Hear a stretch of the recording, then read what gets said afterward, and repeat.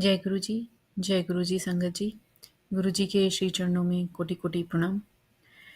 संगत जी, अभी recently Sunday को, लास्ट संडे को मुझे और मेरे बेटे को मेरे बेटे अंकल को गुरु जी के सत्संग में जाने का सुअवसर प्राप्त हुआ।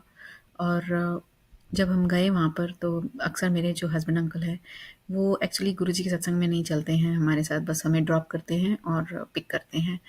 उनकी सबकी अपनी अपनी श्रद्धा है, जैसे गुरु जी ने हमें समझाया है, तो मैं भी ज़्यादा ज़िद नहीं करती। हालाँकि मेरा मन करता है कि मेरी पूरी फैमिली जुड़े गुरु जी के चरणों से और बहुत ही आनंद आए।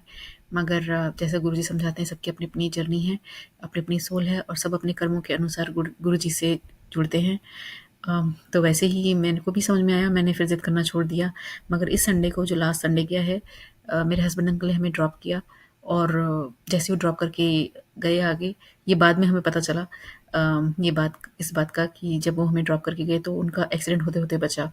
तो गुरु जी का कोटि-कोटि शुक्राना कि उन्होंने उस एक्सीडेंट से बचाया। And it was scary as per him, and he is the one person like who never gets scared so easily, like he is okay kind of thing. Like he believes in, like okay सड़क पे हैं तो होता रहता है, but जब आपको डर लग जाता है दैट मीन्स कोई बड़ी बात थी। तो डेफ़िनेटली वो कुछ बड़ा रहा होगा जिससे गुरु जी महाराज ने प्रोटेक्ट किया। उसके बाद जब वो वापस आए, क्योंकि मेरे हस्बैंड अंकल मानते नहीं हैं, तो वो और उस दिन गुरु जी महाराज ने सत्संग का टाइम जो है वो चेंज करा दिया। जनरली 1.5 घंटे का होता है, मगर उस दिन वो 2 घंटे का हो गया। मुझे इस बात का बिल्कुल भी नहीं पता था, अदरवाइज मेरे हस्बैंड अंकल शायद 2 घंटे बाद ही आते। तो खैर वो जल्दी आ गए, 1.5 घंटे के हिसाब से आ गए हमें पिक करने के लिए। और अब वो बाहर वेट कर रहे थे कार में, तो उनको लगा कि उनको अंदर ही चले जाना चाहिए, बाहर क्या करेंगे। जब वो अंदर गए तो दरवाजे पर स्वरूप गुरु जी का दिखा।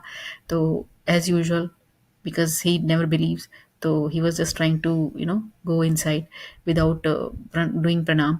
तो एक छोटा सा बच्चा, उन्होंने बताया कि छोटा सा बच्चा मिला जिसने उनको अंदर ही नहीं आने दिया जब तक उन मेरे हस्बैंड अंकल ने गुरु जी को प्रणाम नहीं कर दिया। तो जय गुरु जी को पता है कब कैसे किससे डील करना है। तो मेरे को तो बहुत अच्छा लगा ये सुन के, बट मेरा हस्बैंड अंकल तो समझ नहीं पा रहे थे कि क्यों ये बच्चा पीछे क्यों पड़ गया मेरे, कि प्रणाम करो प्रणाम करो।